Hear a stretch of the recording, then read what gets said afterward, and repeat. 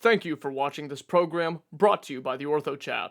Before we begin, please take some time to hear some information about our sponsors. Here at the Orthochat, we are proud to be an official partner of Lore Coffee Roasters, an Orthodox Christian coffee company out of Bonners Ferry, Idaho.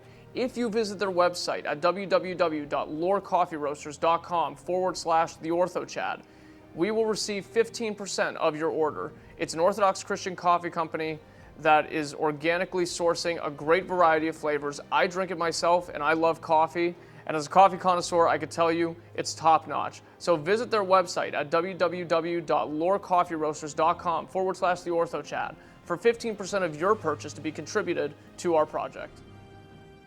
Here at the Orthochat, we are proud to be a partner of Scriptorum Press, a Christian publishing company that puts out great books about the lives of the saints, their teachings, and a variety of other Christian topics. My personal favorite in their collection is The Life of St. Dionysius the Areopagite.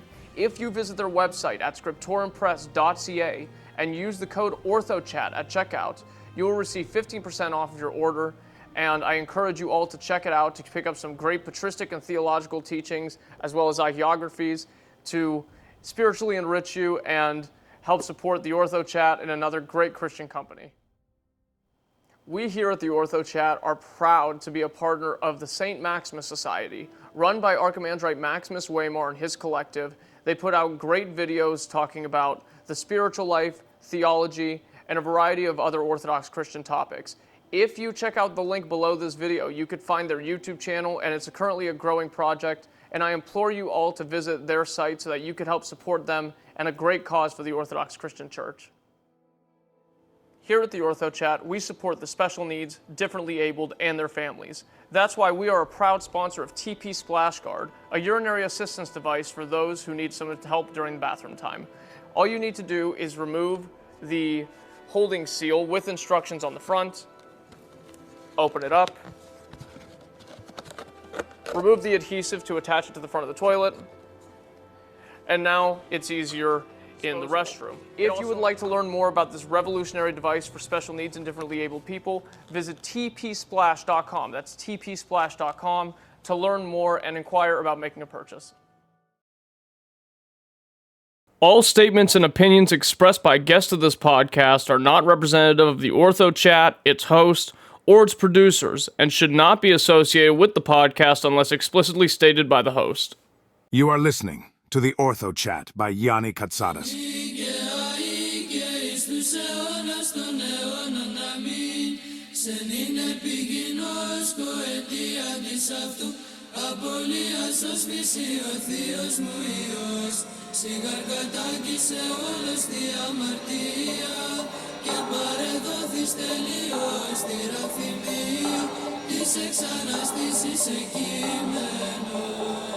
Kyrie Σου Χριστέ ελέησον, Kyrie Σου Χριστέ ελέησον, Kyrie Σου Χριστέ ελέησον, Kyrie Σου Χριστέ ελέησον, Kyrie Σου Χριστέ ελέησον, Kyrie Σου Χριστέ ελέησον, Kyrie Σου Χριστέ ελέησον, Kyrie Σου Χριστέ ελέησον, Kyrie Σου Χριστέ ελέησον, Kyrie Σου Χριστέ ελέησον, Kyrie Σου Χριστέ ελέησον, Kyrie Σου Χριστέ ελέησον, Kyrie Σου Χριστέ ελέησον, Kyrie Σου Χριστέ ελέησον, Kyrie Σου Χριστέ ελέησον, Kyrie Σου Χριστέ ελέησον, Kyrie Σου Χριστέ ελέησον.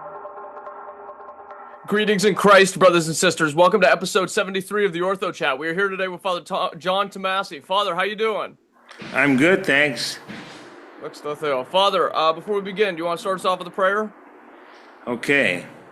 O Heavenly King, Comforter, Spirit of Truth, everywhere present, fill us to all things, treasury of blessings, giver of life, come and abide in us, cleanse of all impurities, save our souls.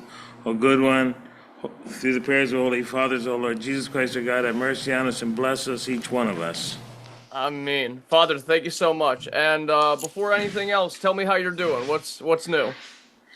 Well, I'm having my 74th birthday, and things are really good. We had last night the service of the Great Canon. We had a nice turnout for that, and a lot of prostrations, a lot of sore legs today. But today's really good, and well, I don't know what else to say, but it's a good day in paradise, so to speak. Well, καλή χρονιά. and I wish you many more years. You don't look a day over 60, so strong like a bull. Good, just keep it up. Father, before we get into what things are like now, take me all the way back to the beginning. Tell me about your young life. Tell me about what about your youth made you care about God and the church and spirituality, and we'll kind of just go from there. Well, I grew up Roman Catholic, Italian family, Roman Catholic, went to church, went to Sunday school, went to Saturday school, went to all the schools, you might say. And when I was about in my 12th or 13th year of life, I recall vividly I met this priest, Father Frank Zerwin, who was a Catholic priest, and I think he was disgruntled with a few things. But he kind of was a mentor, you might say, to me. And I told him I thought I wanted to be a priest. He said, "Oh, don't be." He told me not to become a Roman Catholic priest. Just to say, he says it's very hard to be celibate your whole life and all that. So I said, "Oh well." I kind of tossed it off and let it go. And then as I got older, I became probably much more politically aware. It was the 60s and 70s, and got involved in the anti-war movement and all that. But I took a trip in 1974. I took a trip and I went to the Holy Land, and I was kind of lost at that point in my life. And I went to the Holy Land, and I worked in a moshav, helping pick carnations that would go to the Europe. Every day they'd go to Europe. So I got up at 4:30 every morning, got up and I cut these multi-stem carnations.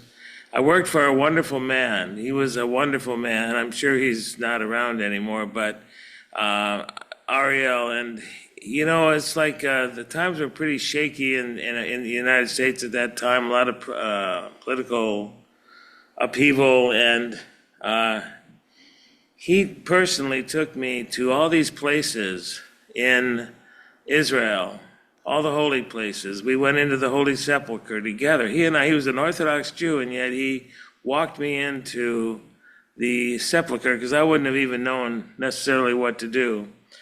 Anyway, the long and the short of it is, I took a trip up to Nazareth the following weekend, and I bought my first Bible. So in Nazareth. So I thought, cool, you know.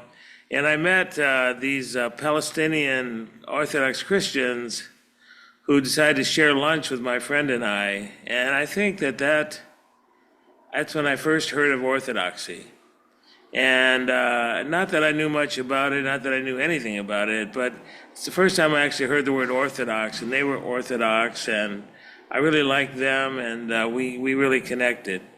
I ended up doing a walking tour of the Sea of Galilee that same time period, and eventually made my way back to the United States. And in 1980s,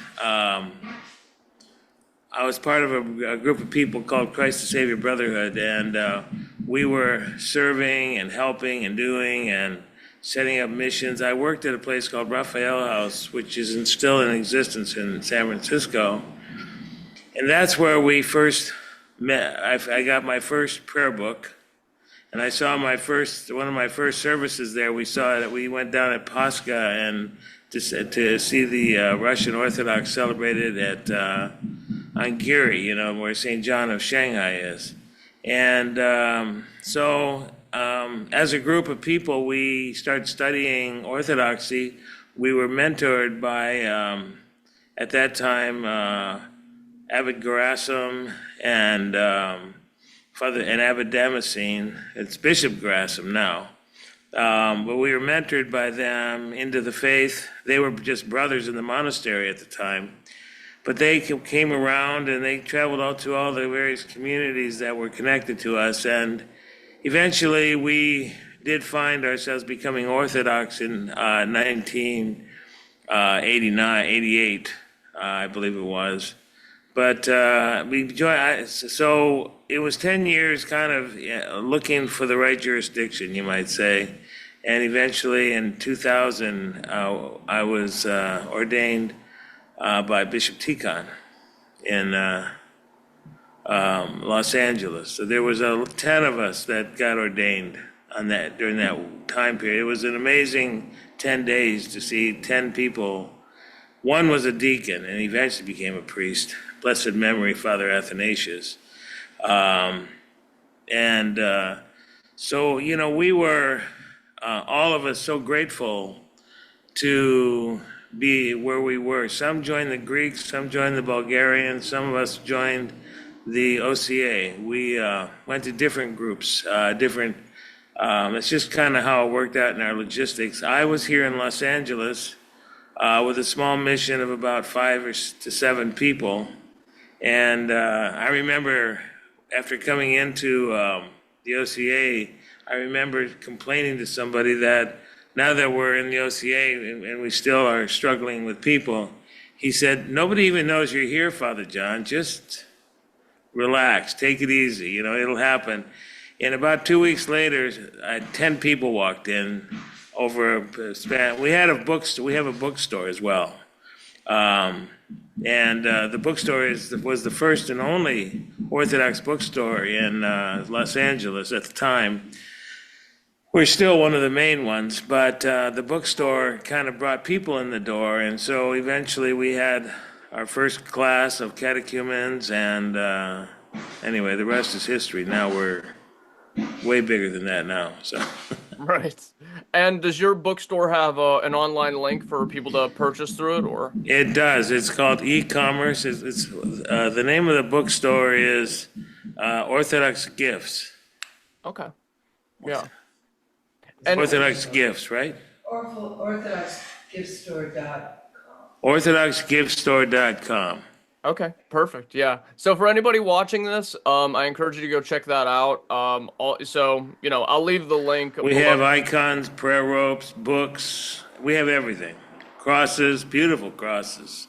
Yeah, it's all stuff people need. So, anybody that wants to check that out, I'll leave the link around this video or podcast wherever you're watching it, and then I'll leave a link to your parish so people can contribute and kind of explore what you guys do. And I'll also, something that really impressed me about some of the work you do is the Twitter live space liturgy live streams that you guys do, where people are able to watch it. How did that start? Well, it's kind of an interesting story, but there was somebody who had just gotten baptized, and she had just like 2 kids, and they were little at the time, and so she had to she couldn't come to the early morning liturgies. So so somebody came up with the idea that we could somehow, she could get it somehow, and I forget who did it, but. So when in the morning she would call in, and I would leave my phone up, and she would listen to the liturgy as we were doing it. Eventually we got way beyond that, but I would say also that we were in business before COVID-19 hit, but then when COVID-19 hit, we had a lot of business. Started with Facebook, and now it's expanded to other venues as well, and that's been really a big deal. I'm having people walk in now to the church to become either are Orthodox or they want to be catechumens, saying they discovered me on YouTube or on X. Someone discovered that we'd done a book study on Dostoevsky's The Brothers Karamazov, and so that's why I chose you, because you were doing a book study on Brothers Karamazov. So I said, well, I'm glad, I said, I've read all those books, but I'm glad that you're reading them as well. He's a freshman at UCLA. So we're getting a lot of young people in, but I would say that it started out of necessity because we were small, and, we didn't know that we would be able to, we just wanted to, somehow get the word out. We knew that there were people that either are shut-ins or they can't get out or they struggle to get out. And so it was just a ministry that we could start with. Right. Yeah. And I hope that we could spread the message. I think it's super important considering how many people that want to become Orthodox are just not within the proximity of Orthodox churches, how many people are sick, and they literally can't leave their houses because of whatever conditions they may have, and I think you're giving them kind of an outlet and a reference point for what Orthodoxy is, and I encourage you to keep doing it. I'll give you your flowers for that, absolutely. And you've been doing this for a long time now. How long have you been a priest for? Since 1996. 96. So what is that? That's about 30 years now. Yeah. You know. In that time, what would you say that you love about the priesthood? I love the fact that I am able to serve the sacraments, and I say that the body and blood of Christ. My hero in Orthodoxy, a saintly hero, is St. John of Kronstadt, who served liturgy every single day of his adult life. And I'm, I have a lot of zeal for things like that. So my wife and I made a decision early on, even when we were very small, that we would do liturgies as often as possible. And I was a school teacher at Pacific Palisades High School. I taught special needs kids. And so I was able to get up at 5 o'clock, 5:30, do a service, and then go to school and come back and do a service. Then we started the bookstore in 99. And so we were able to, we would be out till like 9 o'clock at night. Our kids were all a part of that experience. And I'm not sure that they loved every minute of it for sure, but at one point my daughter went to live at a monastery for about, during the school year. So, we were always pushing the envelope on services and serving God and loving God. And I think that, we've always had a lot of zeal. So the sacraments is really having to be able to change someone's life completely through this sacrament of repentance, confession, baptism, chrismation, when it applies, and of course everything else as well, marriages. We're really blessed. We have right now the son of a couple that I married many years ago, and he is now a college student, and he comes to church all the time. And he and his dad come to church all the time. So it's kind of a cool thing to see a generation in such a place like Los Angeles. It's hard for people to live here for long periods of time because of the cost of living. So anyways, that's all.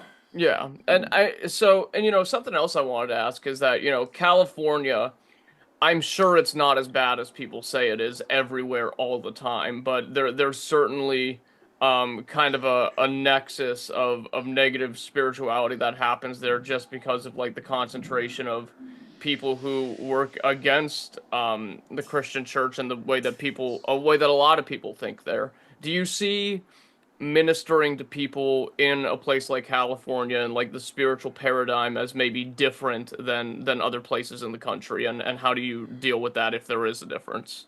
Well, one thing that I say to people is I love California. So it's beautiful for sure. I know, I love it here. I grew up in Michigan, and cold weather, gray skies, and I felt a kind of a calling to be here anyway, to be in Southern California. One of the monks from Platina said to me, when I was thinking of moving out of here before everything got rolling, he said, "What about the children? You're there to help the children." And so we started, by the way, before I was ordained or anything, we started in 1995 with a thing called Bookstand on the Strand. So in Venice Beach, there's a place called the Strand. The street's called the Strand, and people walk up and down that street. And we would go there after church on Sundays and set up a table that had icons and all kinds of stuff on it. Kind of a small version of our bookstore, and we would talk to. I would stand up, I'd wear. First off, I didn't wear a robe because I wasn't ordained, but Eventually I wore a robe, and I would greet everyone that came by. They'd be in bathing suits and all kinds of stuff, you know. It's the beach. It's right on the ocean. And my kids would come as they came along. They weren't, you know, as they got born. And they would come down with, my wife would be there. We would have our Sunday little brunch down there sometime with, during fasting periods, fake hot dogs, or when not fasting, pizza, you know. And we met thousands and thousands of people. And I introduced Orthodoxy to a lot of people. One of the more interesting times was there was a fellow who's now a priest in Kansas City, Father Turbo Qualls. Yep, I interviewed him. He was wonderful. Well, I'm the first Orthodox priest he ever met. No kidding. Yeah. He and a guy named Eddie came also. And I mean, it wasn't the final meeting. It was just one of those meetings. And then he also found other people where he lived out in Orange County at the time. Anyway, just to say, you know, we're old friends now, but just to say that that book stand on the Strand lasted for 4 years. And I recall vividly when we finally got our own building and it looks like things were going to go forward. A group of the kids, I had announced to the kids that were down there, the teenagers and stuff that were sort of roaming the streets. Part of these groups had just kind of migrated from one location to another location. You know, very dissatisfied young people, but still very nice and all that. They came up to me and they said, "Thank you for being here and protecting us. We have felt protection from you." And I'll tell you, I used to get prayer ropes made by these nuns down in St. Paisius Monastery, that's now in Arizona. And one of the nuns used to make me prayer ropes, and I would have a prayer rope on, and within hours, somebody would say, "Can I have that prayer rope, Father? I need the prayer rope." And so I'd give it to him, and then we'd get another one. And so anyway, it's just one of those things where we tried to be hopeful and helpful in every way possible to make people feel encouraged. And a few people who met us eventually came to our church, became Orthodox. And it wasn't a great number, but just the fact that we had, you know, introduced Orthodoxy to them, to the people who had never even heard of it. And it was always interesting when Orthodox priests would come by in their shorts and tank tops and say, "Oh, Father, you know, you're dressed in your robes down here." I said, "Yeah." I said, "I am dressed in my robes." I said, "What else would I wear?" Exactly. Anyway, I would leave it at that. And God bless each and every one of them. So anyway, that's about all on that. Right. And you know, I think something that I've been thinking about since you mentioned Father Turbo is that a part of our conversation was concerning the collective responsibility of Orthodox Christians and how we affect each other's spiritual lives, right? And when you brought up how, you know, you're doing daily liturgies, you're trying to get as many services in as possible, and how important the sacramental life is to your flock, you know, I think a lot of priests in the United States, if not all of them, would love to have that opportunity. A lot of them are just busy. You know, it's not an indictment on them. Life just kind of melds itself in a way to where for some priests that's just not possible. But I was wondering, do you think there's a direct correlation between, I guess, consistently partaking of the sacraments and the state of the spiritual life of a parish? And how have you seen that kind of play out with your parishioners being able to partake of the body and blood so often? Well, I would say that the OCA did a study on this very topic, and they said that in churches where there were less than 3 services a week, that there was no growth, but in anything that was 3 or more, that there was growth. And, you know, and some of the jurisdictions have different ideas about things, but about services. We follow the Russian, the Typicon of the Russian Church. So that means when you do a service, it's full, like Matins is it's a 2-hour service, or Vespers is a 30-minute service. most of the time. And so it takes some dedication, you might say, to really want to do some of these services. But we were small, very, very tiny, and we thought, what can we offer the city of Los Angeles, the ground, the very ground? So with a very incredibly willing wife, and my daughter also is an incredible singer. She is in the choir she leads the choir, and she and her husband, Brad, they lead the choir in Las Vegas, St. Paul Orthodox, OCA Orthodox Church.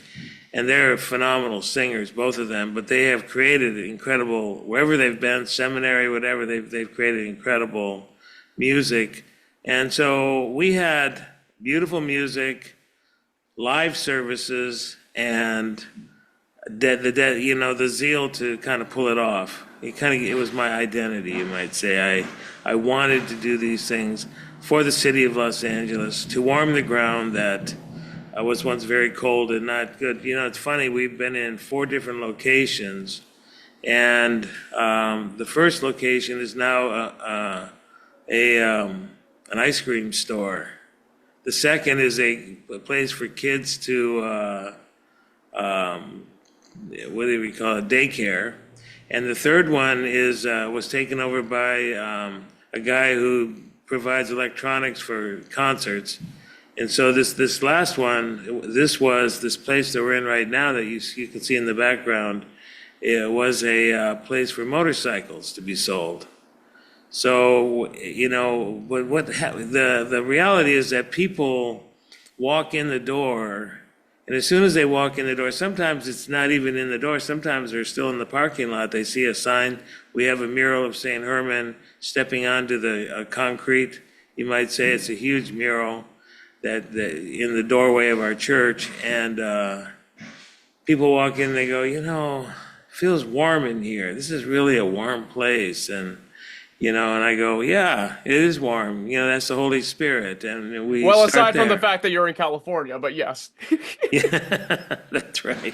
Sometimes we get cold weather, but anyway, it's just one of those things where by doing the services and the sacraments, you create the Holy Spirit is always, of course, present.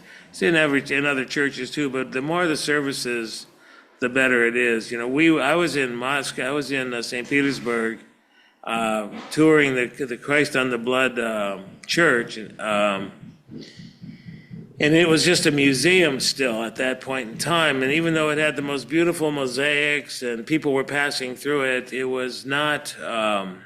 It was cold. I mean, it was cold out, but it was also didn't have any kind of sense or feeling to it. And we were at St. Isaac's in St. Petersburg in 2012. And the same thing, it was, and then the Russians decided to reconvert that back into a full cathedral. It had been a museum, for the 70 years of communism. So, I think it's been proven that the more services you do, the better it is, as long as you have people to do it. So what we do, my wife and I have done, is we teach everyone who comes in, as soon as they become a catechumen, if they can sing, we start to teach them how to do services, because, therefore they'll be able to carry it into their own lives at home and all that. So we have an ongoing tutorial, and one of our reader who also came in as a convert and was baptized, he has a reader class every Tuesday at 7:00 that he broadcasts through Zoom. And he's got people from literally all over the world who tune into his class, on how to be a reader, how to conduct services in the church. So anyway, that's it. That's wonderful. And, I would agree. I think that the more services you do, the more that you're able to offer the Eucharist to a parish, the better off they're going to be spiritually. And, like you said, it takes dedication, but I compare everything in the Orthodox spiritual life like going to the gym, right? Like, you haven't been in a while, you first go and you're like, oh my goodness, this stinks, and you don't want to do it. But then when you start to get into the flow of things, it's actually like nice. And right. I think it's something like that. But talking about the parishioners, everybody's been talking about this rush of converts into Orthodoxy, and there's some people that believe it's happening. There's some people that say the evidence works against it, but I've heard nothing but anecdotally everybody saying that this is a phenomenon that's taking place at least on like the parish to parish level, depending on who you talk to. What do you think about this rush of converts into the faith, and how does your parish handle it? Well, I think that COVID-19 had a lot to do with it.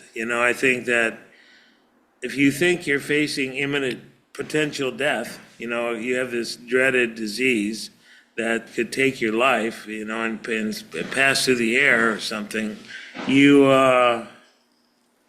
start to think about it, things a little bit.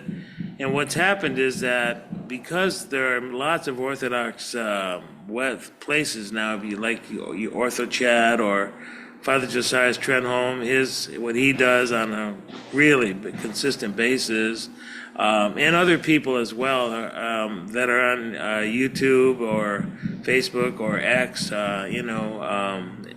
all the various social platforms. And I think that if you're going through a crisis in your life, if you're struggling and you come across something like this, like I said, one fellow said that he was really attracted to us because we were into Dostoevsky. That's as obscure as it gets. You know what I mean? And so I think that both they look at the state of the world, and the world is not doing that well in certain ways. They just see that they need to. And the group that's come to us, we made a catechumen out of a 12-year-old. I mean, he was 12 years old. It's an incredible story, really, I think. It's just amazing. He comes in with his parents. We were doing a panakita on a Saturday, and he says he waits for the whole thing to end. Then he comes up to me and says, "Father, I want to be a catechumen." I said, "Well, do you even know what Orthodoxy is?" He goes, "Yes, I do know what Orthodoxy is." I said, "Well, how old are you?" He says, "I'm 12. I said, "You're 12? I said, what's your mom or grandma think about this?" And he goes, "Well, they're right here." And Dad and Mom step forward and say, "We totally support him becoming Orthodox." I said, so then I sat down with him and went over some of the basic guidelines. His was kind of unusual because he's so young. You can't, let's say, have the same rules in place for a 12-year-old. So anyway, he eventually became a catechumen. He's 12 years old. And he's the youngest one that came in that way. But mostly I've had, over the last few years, people who are any age from 16, 15, 16, 14 on up to be, I want to join the church. I said, "Well, do your parents know about it?" "Well, yeah." "Do they like it?" "No, but I still want to do it." So then they come in and they have to wait till they're 18 to make the decision to, so that gives them some time to learn, 2 or 3 years sometimes as catechumens. Then there are people that just have walked in and said, "I want to be Orthodox." Or one guy was driving down the street, saw the sign, did a U-turn, came in the parking lot, walked in, walked around for about a half hour and said, "I think I want to be Orthodox." And I said, "Really?" I said, "Do you know anything about it?" And he said, "Well, yeah, in fact, I have been reading stuff online, and you're the closest church to where I live, and anyway, it's a little bit like that. And I think that the phenomenon is taking place in other churches too, who are less public than we are, to say. And I think it has to do with the state of the world. And actually, it's like when you look at Orthodox, male-female relationships and how things go that way, I think that you can see it's very normal looking here. Thank God. Thank God. And you never know how somebody's going to be led into Orthodoxy, but in the same way, you never know how somebody's going to serve the church, whichever way God is going to mold them into the very particular kind of person that works for and through the Orthodox faith. And in talking about that uniqueness, I think every parish handles the Lenten season differently. What are some ways that your parish is working to spiritually uplift the flock during Lent, or have you during this entire season? We're almost coming up at the end of it now. Outside of the services. Well, I think that we try to have, well, I would say the thing that most churches have, which is the Sunday meal afterwards, where people can sort of gather afterwards and just talk about what's going on in their lives or whatever. I think we encourage people to go visit monasteries during Lent if they are able to get away. I think that we, we're here a very social parish in the sense that, like after our Wednesday, we have on Wednesday during Lent, we have the pre-sanctified, then I teach the class. And between the pre-sanctified and teaching the class, someone usually makes some food, or we bring some food, and we sit around for 15 minutes and just talk and chat about things. But the people that come here really like each other, which is a nice feeling. And a lot of them are young, but not all of them are young. I mean, we have a 94-year-old woman who's has a story unto herself, a Russian lady. And in fact, we have a couple of 94-year-old ladies that are like that. So they've gotten older, but I think that socially we try to encourage people, and we always encourage people to take care of the poor, the needy, and the suffering. To especially during Great Lent, take that extra money you're not spending on food and help give it to someone who could use a meal or something, and ask for their name and pray for them. And so we encourage, taking your Christianity out to the street and to help with it. Sometimes people just come in and we help them, we offer them, whatever we can, so to speak. We don't have a big hall to have a feeding program or something, but since we can't do that, we do what we can, with the space that we're given. Does that help? Sense. Yeah, absolutely. And even going further than that, Pascha, in a lot of cases, looks different from parish to parish as well. So, I always say it. Some parishes do fireworks. Some have changing robes during the service. A lot of different things happen. If in any ways, how would you say that Pascha is different in your parish from others in the way that you handle it?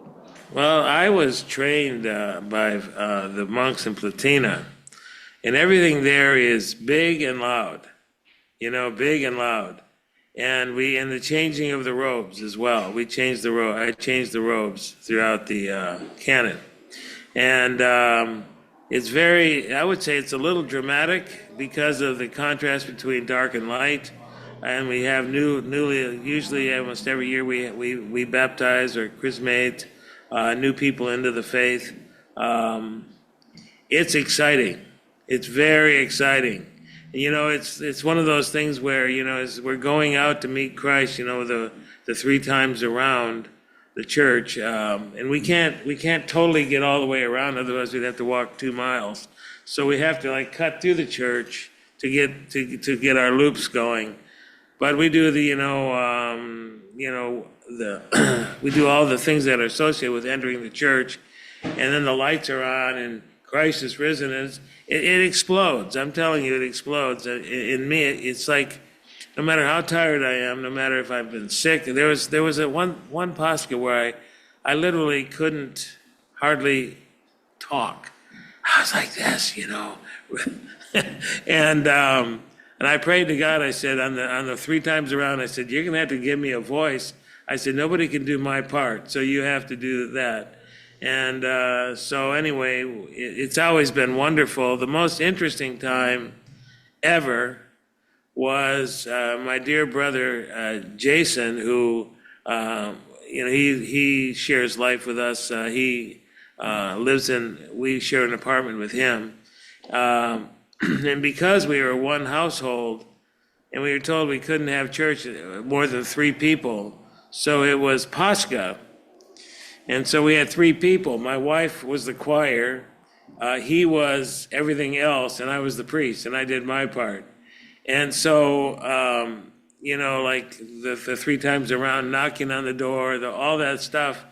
And we did it like the church was full of people, because there were a lot of people online.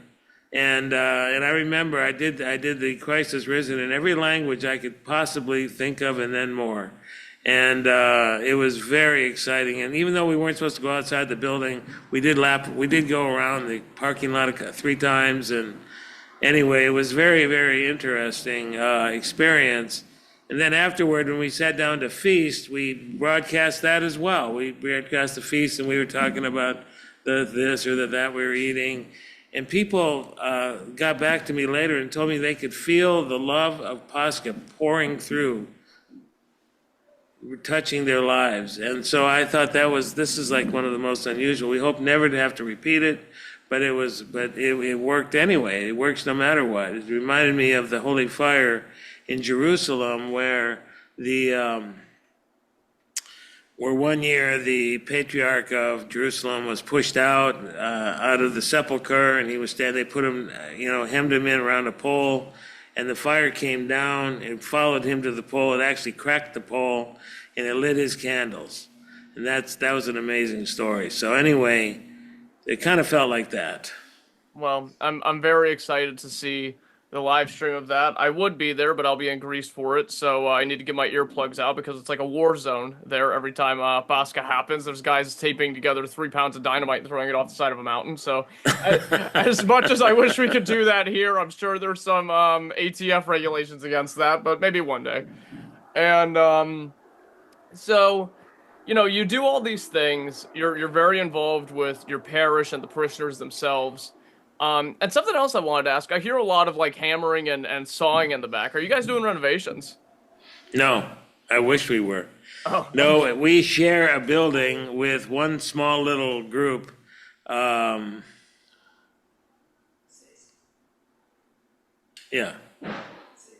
Anyway, Jose's boat covers. Oh, okay. So they're just above us to the left. And so during their work day, they work every day. They've been in business 40 years. They go about there sewing and hammering and tinkering. And we have a really good relationship with them. So if we're having a big day, a big feast or something, they're good, but they're very helpful. They're very nice to us. We're nice to them. But they're one of the only boat sail kind of guys around. Canvas, And so anyway, they have a very, they can get loud sometimes, like right now. So we just call it the urban effect, Well, I'll do a little bit of Greek-style proselytizing right now, and I want you to tell them that if they convert to Orthodoxy, I'll promote their boat cover business. How's that sound? Okay, I'll tell them. Right. And so, again, you do all these things. You're very involved in the parish and the parishioners. In your spiritual life as a priest, what lives and teachings of the saints encourage you and assist you to keep your mission going and kind of steer you in the correct orientation of being a priest? Well, I was, because of our association with Platina, St. Herman of Alaska Brotherhood, they were the books, the first books that I read were, as a catechumen, were Abba Dorothea, Sayings of the Desert Fathers, St. Paisius Velichkovsky, his story, and others, and some others, Arena. These are all sort of monastic kind of books, or they seemingly are, but the Ladder of Divine Ascent, and things like that. I didn't read Great Lent by Schmemann. I didn't read, For the Life of the World by Schmemann. I just simply, we were turned on to these books, Father Seraphim Rose kind of books. And so that was our orientation. Our orientation was, and so in that sense, we were very zealous in that way of converts. Converts become zealous because as they've discovered the truth for the first time in their life, they know the fullness of truth. And so we were zealous. And I would say that although I never met St. Paisius, I did venerate his relics, or what's attributed to be his relics, in Yamps Monastery in Romania. His teachings on Hezekiah, the Jesus prayer and all that, really was a solid thing for me, and led me to read all of the Upteen elder books. The Upteen elders lived from the 1790s all the way to 1972, actually, if the truth be known. And so I personally went to Upteen Apusteen twice, and each time I had an experience there that was just so incredibly not of this world, in particular with Elder Ambrose, St. Ambrose of Optina. And I'd read his book, and then I went to his office, and one of the schema monks there told me that I had to kiss the floor and kiss the walls and of his thing, and I did. And then I kind of had an experience with him then, and in 2012 when I went back, even though nobody knew who I was, they let me into the elder skete. But wherever I went, I tried to take my kids. Like I went to Greece, I took them to Mount Athos. I took my kids. My wife went to Russia and did a month tour in Russia. Learned how to make prosper the proper way, and not the Greek way, but just to say the Russian way. And we've passed that tradition on to other people who have taken it up. And so I would just say that St. Paisius, who kind of brought the whole thing to modern times, it went all the way to Alaska, which is part of America, and I think that is really, really, it has guided my practice. St. John of Kronstadt, St. Herman of Alaska himself, from this place, from the shore, I will praise God forever. It's amazing, actually. Thank God. Thank God. Yeah, no, I'm very interested in the Optina elders because they're like it's like the northern equivalent of the Kolivadis fathers, right? You have all these saints centralized from a single place, and Saint Nikon is the one that I recommend to people most often because he's kind of like Theophan the Recluse. He's kind of like, he's very direct, he's very practical. His advice is concerning very contemporary things, and I think he's super helpful, bud. I have a lot of love for the saints over there and the work they do. And speaking of the saints, would you say that in your time in the priesthood, you've met any particularly saintly or holy people in your life? And if you did, what kind of impact did they leave on you? Well, I certainly have. I met Elder Justine of Petrovoda Monastery in Romania, and I met Elder Vasil from Russia. He was, I'll tell you the story with him. He basically lived in a cell, which was fairly large, but there was no bed. There was only a chair, and there was all these trinkets that people had given to him over the years. And so I went in to talk to him. One-on-one, I had someone translate for me what he was saying. The first thing he said to me was, "My brother, we both love St. John and the joy of all his sorrow." And I said, I asked my friend, "Did you tell him we're from the joy of all his sorrow?"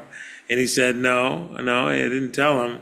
So we just talked a little bit. Not much was said, but I had been looking to buy a censer for the church for quite a while, and they're pretty expensive, especially the really good ones. If you want a nice Greek one, I got some access to stuff over there. I'll bring back whatever you want, so just tell me. Okay, so he pulls out the censer and he says, "Is something like this for you?" And I said, "Oh, sure, yeah." And my friend said, "I see, I told you wanted a censer." He knew that. Well, I met others as well. That's not the only one. One of the most phenomenal stories, really, was this man who was Greek from Alexandria. He was a Greek bishop, And he came over to LA to do a fundraiser for his area. And so he came and gave a talk at our church. We raised a couple thousand or something for him. And not a lot, just what we could afford at the time. We were small. And anyway, he went back. And then another man from the same area came and actually discovered me when I was on the Strand still. And so he was telling me he wanted to be Orthodox. He's from this village in Kenya, that. And I said, "Oh, okay, great." So I basically gave him. He didn't have any money. I just gave him all these books from Platina and all these books on the Optina elders. And I said, "Here, can you take these and get this into your suitcase?" So he said, "Sure." So he went back home, and then a few years later, I'm not sure, 2 or 3 years later, he sends a picture. He said, "Dear Father John, I want you to know that we just got done baptizing my entire village." And I said, "Wow, just from a few books, you never know how it can spread fast." But he became a priest, actually. That guy became a priest. So it was one of those. He's a Greek Orthodox priest, by the way. What a blessing. If you still have his contact, I would love to interview him. So, we'll talk about that after maybe. I'm not sure if we have it anymore. It's just one of those things that kind of came and went. But it's, sure. There are people that I met, that I talked to, that their lives, you talk to people, you offer things to people. You don't know if what you say is going to change anything necessarily, but you do your best. And it doesn't work with every person. You have failures as well, failures on your part, or their inability to continue. One of the harsh things for priests to deal with people who come and they join and then they leave. What do you do with that? How do you, I guess, handle, and I'm not saying you specifically, like, every priest deals with this. Well, because, you can tell someone, I had one fellow, bless his soul, he came every service we had. He lived quite a ways away, but he came to every service.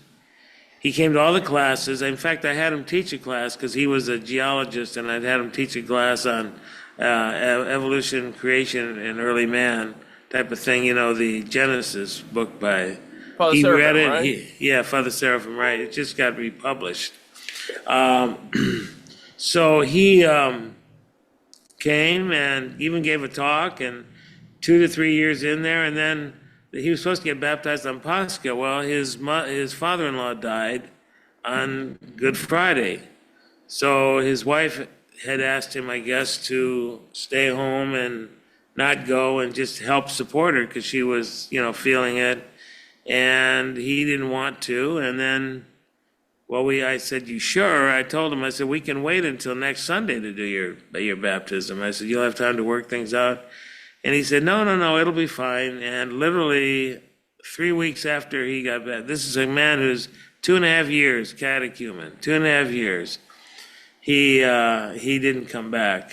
And then he came back about a year later, and then he came a few times and didn't come back, and then he moved away. But it's one of those things where, I didn't know what to do for him.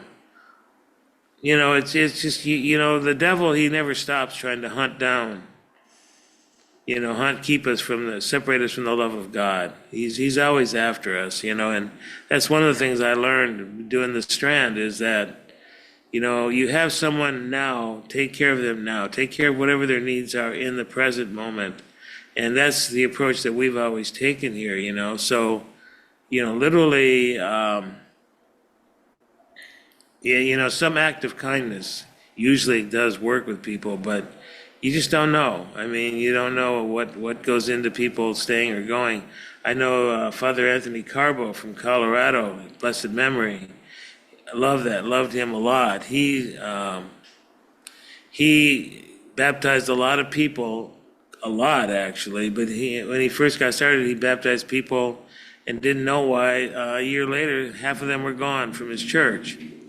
And so then he sort of changed his catechumen classes around to sort of try to meet their needs. And what we don't call them catechumen classes here. What we do is we call them studies in the faith, which you'll see on YouTube, especially, or on X or whatever we broadcast.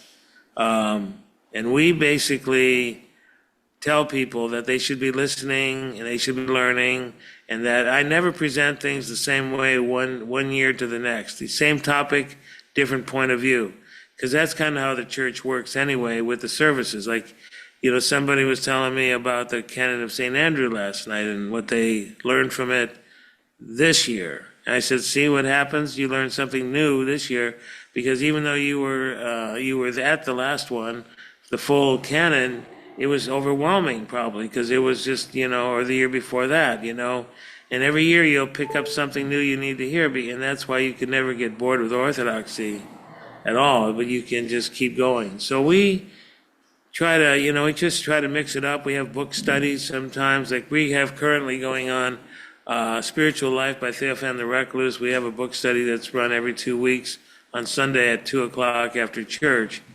And we don't broadcast it, but one of the congregation members wanted to pick it up and read it. It's a phenomenal book. If you've never read it, any book by Theophan the Recluse is a phenomenal book. So anyway. Yeah, I do love his stuff. And, I agree with you. With experience and time and age, people gain wisdom and they gain different perspectives in what the spiritual life means. And as somebody who's been doing this for a long time, how would you say your appreciation for your role in the church has shifted or grown from the time you were a younger priest up until now? I think when I first started, I'm a zealot by nature, but I think I was more impatient in those days, and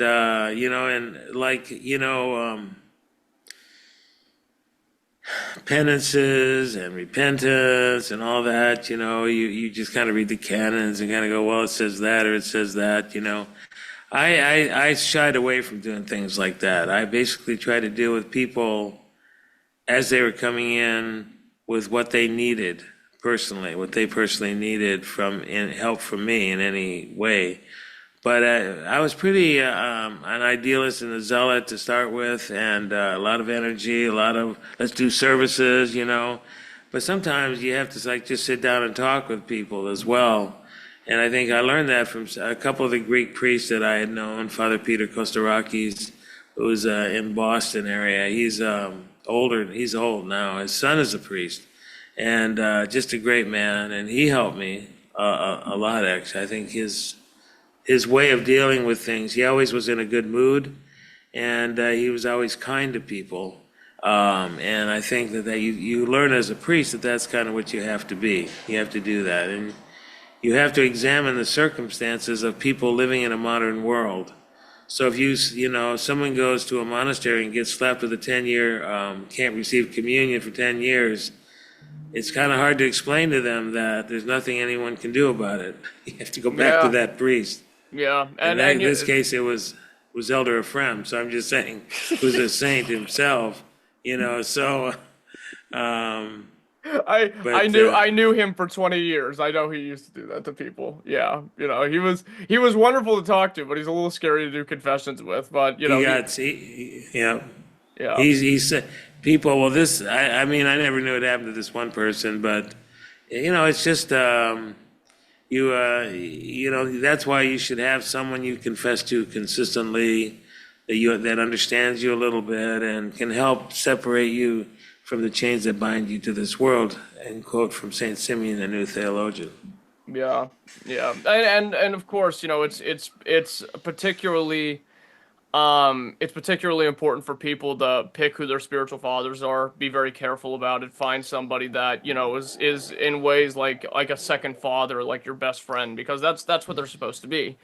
And I don't hold anything against the monasteries that do that, but people who think that, I'm holier than other people. I'm gonna go to a monastery and do confession because they have this perception that they're more worthy of that than another person. Well, you're gonna get hit by a ton of bricks when they drop a penance on you like that because that's just the way they roll. So, but God bless them. Bishop Gerasim told me one time. He said they haven't gone to seminary. They are monks. They basically look at the canons and they go, this is that, and that is that, and that is it. So it's like they're getting the straight. But I think over the last few years, they've actually, St. Anthony's, they've actually gotten a little bit more personable about how they give out. But anyway, that's just one example of, you should pick someone, as you said, who you feel comfortable with. If you don't feel comfortable with someone, then fine, then go to another church. It's simple. Yeah, and I gotta say this as well. I loved my Yeronda Ephraim. He was a saint and then some. He was always wonderful to be in my family, and he was the best mentor I could have ever asked for. But on top of that, I say it every time these guys get brought up. Elder Paisios, Yeronda Paisios down there. He's just as good. He's fantastic, and I love him Yes, deeply. he is. Yeah, And Father Seraphim as well. Yep, and Philactos and Gabriel. Everybody down there is a treasure, and they've been nothing but kind and helpful to me in my journey towards the priesthood when I'm able to go see them. So it's a good crew down there. I have a lot of appreciation for them, and talking about maybe your personal life, I wanted to ask what being a husband and a father has taught you about yourself and how it's changed your ministry. Well, I started out with the fact that I'm Italian and by nature kind of a little impulsive. That's my history, and as a Greek, you're right emotional. across the river, and I completely understand. So That's right. Una faccia, una racha. Yeah. One face, one race. Yeah. So one of the greatest compliments I ever was given was this lady at my school that I worked at said to me, I think you're one of the most patient people I have ever met. And I went, oh my God, my wife's got to hear this. I said, she has got to hear it. Someone actually said I was patient.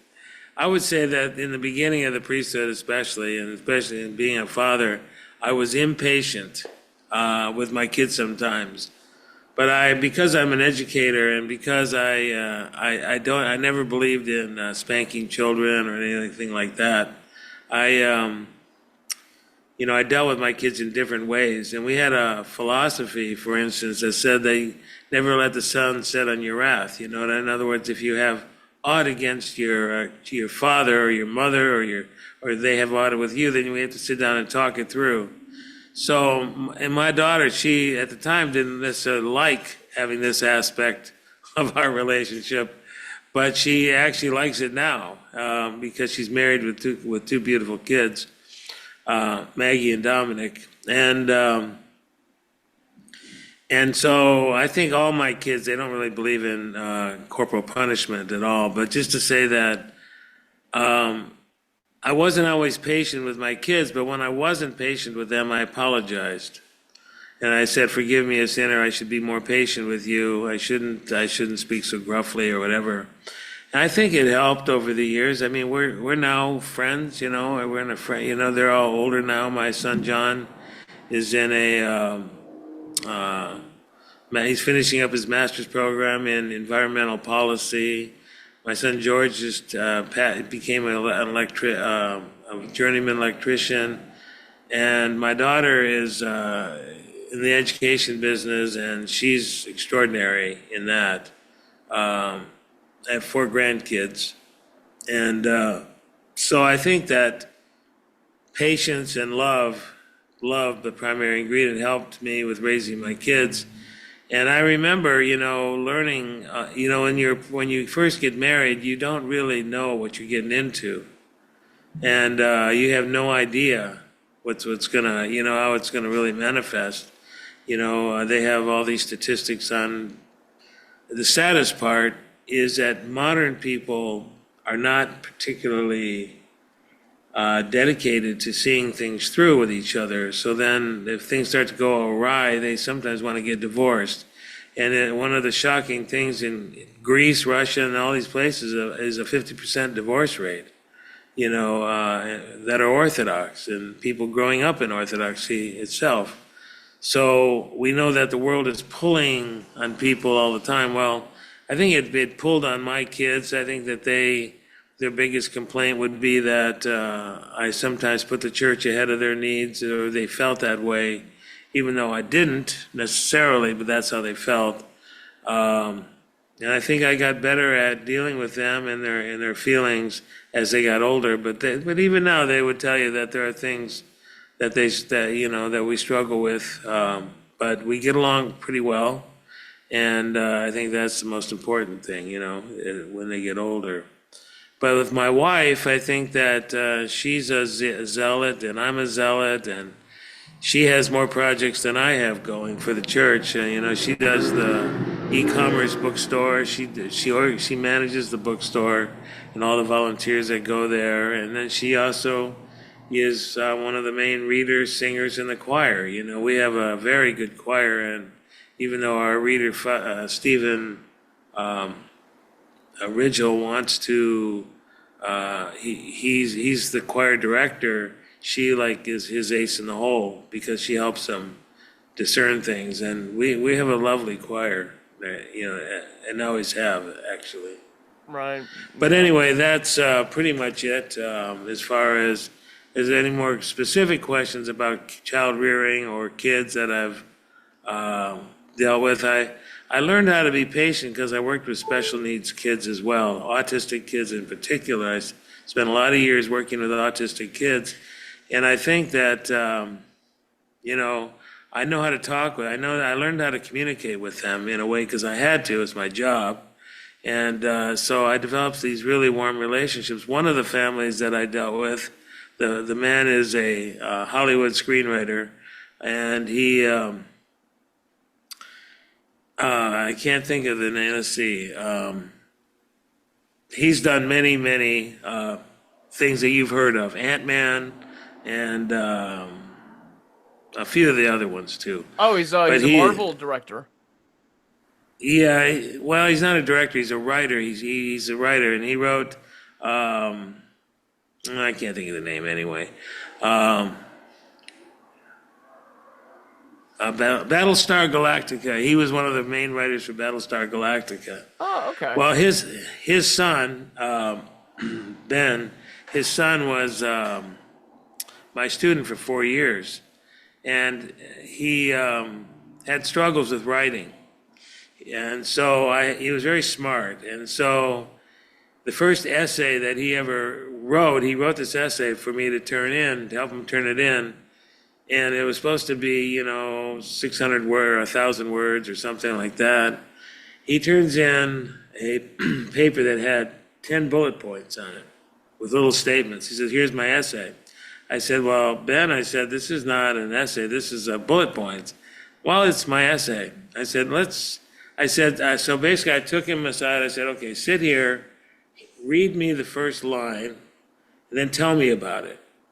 So by the end of that experience, he learned how to write a 6-paragraph essay, and with details and all that, because I asked him all these questions. Well, over time, he learned, and then he went to college, and his parents always say, "I'm the one who taught him how to write."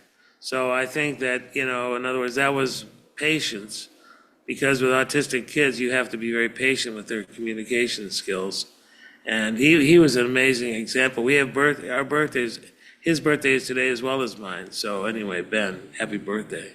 Happy birthday, Ben, and thank God for the work you do. I'll tell you a little bit more about my relationship with that stuff after we're done recording, but that touches me that you've been involved in that sector of helping people for sure. And as someone who, God willingly, still has a long time to be a priest, what are some things that you think you'll see change about your work and your parish in the future? Well, I'm glad you bring that up because one of the things that needs to change for our church is that we need to raise more money every month, and we have a lot of new people, and we moved here 3 years ago, and we've already pretty much outgrown this place. It's 3,000 square feet, and it's already small. And but where we live in Marina del Rey, we pay $8,300 a month in rent, and that's a lot of money. We raise $200,000 a year to keep the church afloat. So, and we've managed to make our budget every year. But we came upon the idea to actually do a Capital campaign. what? Capital campaign. Capital campaign. And a guy who's a Greek Orthodox guy named Nick Chakos is going to help us generate with the steps to do it. We had to Chakos, actually. is his relative a priest, Father John, maybe? Yes. Yeah, Yes. I know him very well. I've known him my entire life. Yeah, great guy. He's a great guy. Anyway, he's willing to help us with whatever we need, and not for free, but just to say he wants to help us. And anyway, that's our biggest need, is to get our own building.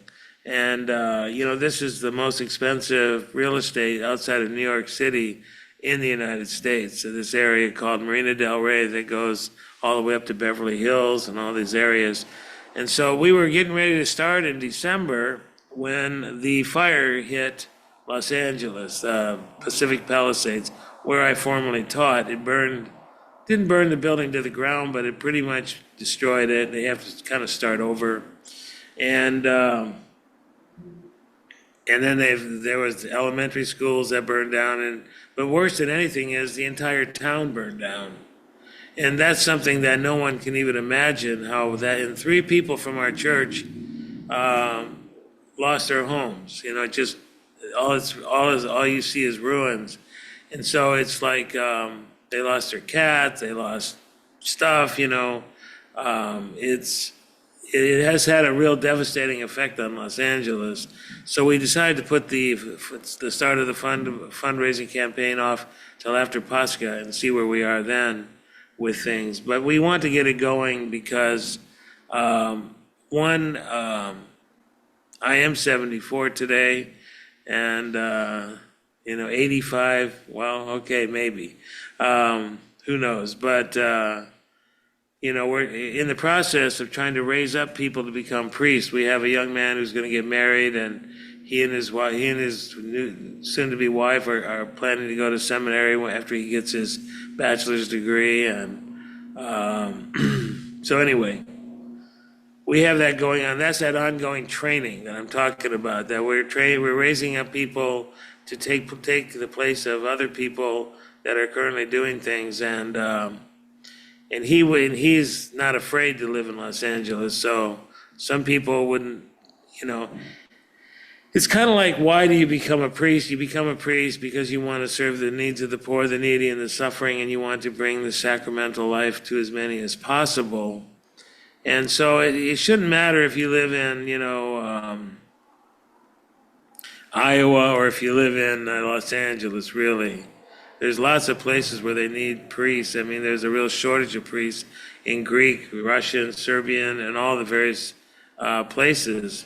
And so, we have to encourage more of that kind of training. So anyway, I think I answered your question. That's perfect. And Father, again, I can't thank you enough for coming on and speaking to us. And we here at the Orthochat and our audience are going to do our best to help contribute to the programs and the system that you're trying to grow, helping people, getting you guys the funds you need to establish yourselves. Do you have any final thoughts for the audience?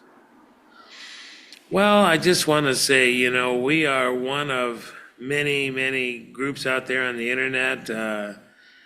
We are, of course, we're constantly fundraising, but that's not really the point. Because when you come to the Orthodox Church, you want it. I'll tell one story that sort of epitomizes, if I have time. I'll tell you this one story.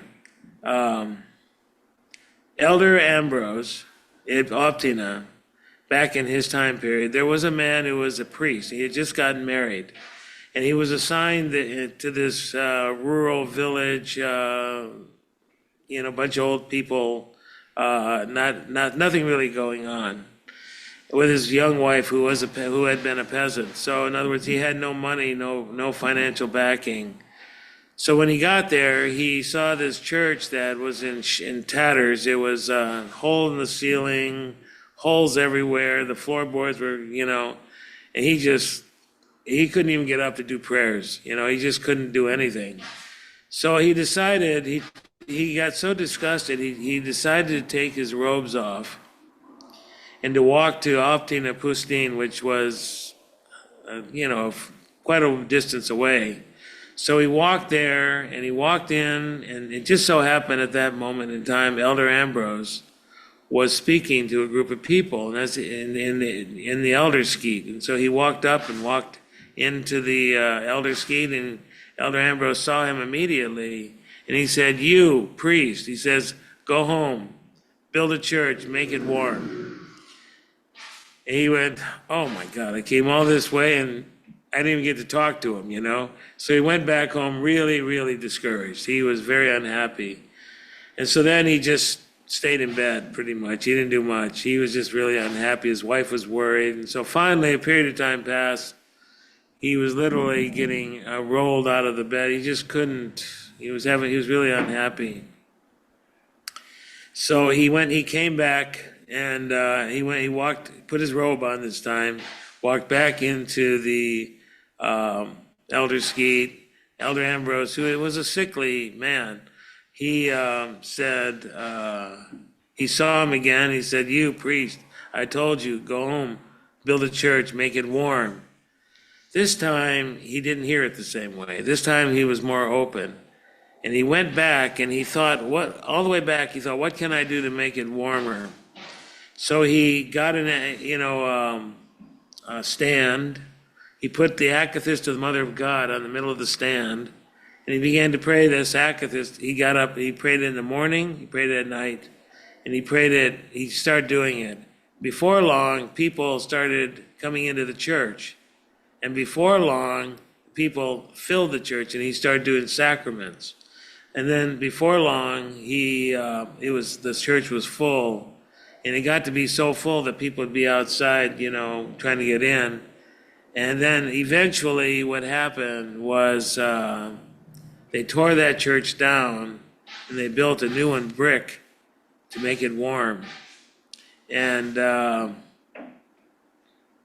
so anyway, that's what they did, and he made it warm, and so then they tore down that old church, and when they did, this miraculous spring came bubbling up, and people would go in the spring and be healed of maladies and sicknesses. And he lived during the time of St. John of Kronstadt and knew St. John of Kronstadt as well. And he became this very famous saintly priest, over time. That's beautiful.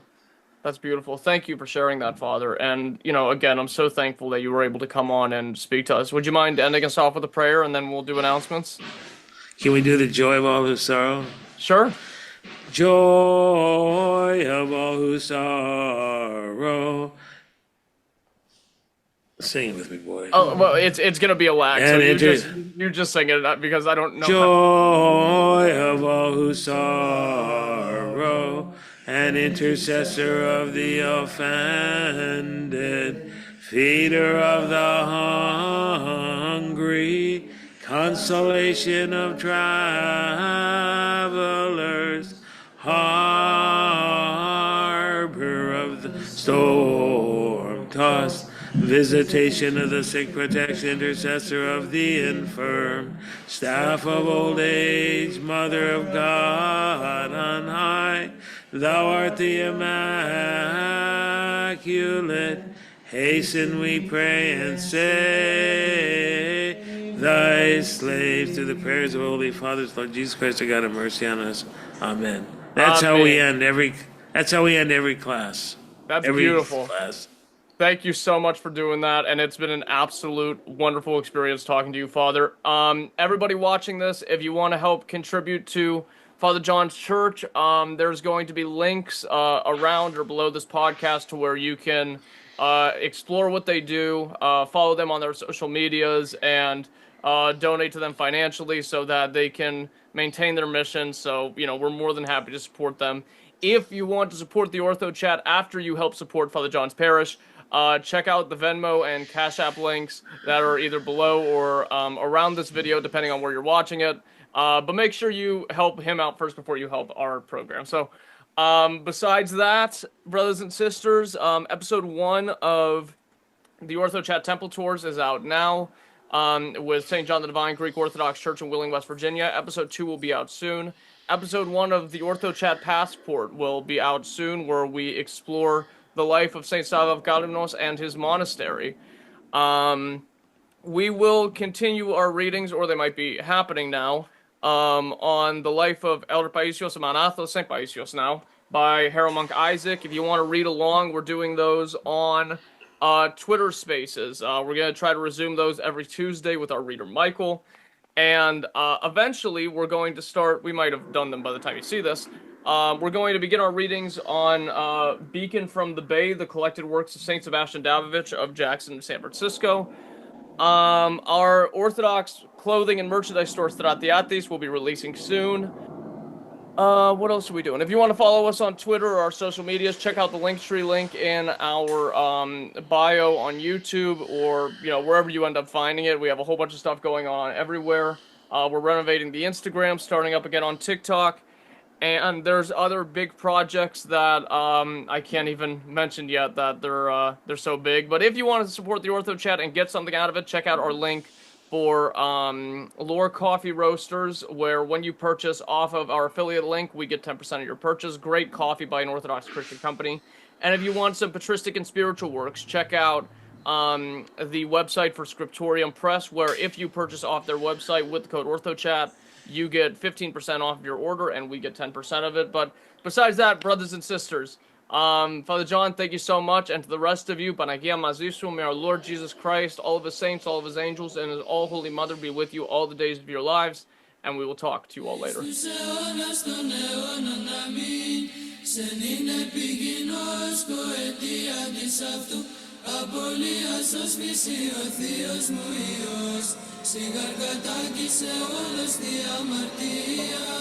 Και παρεδόθης τελείως τη ραθυμία της εξαναστήσης σε κείμενο.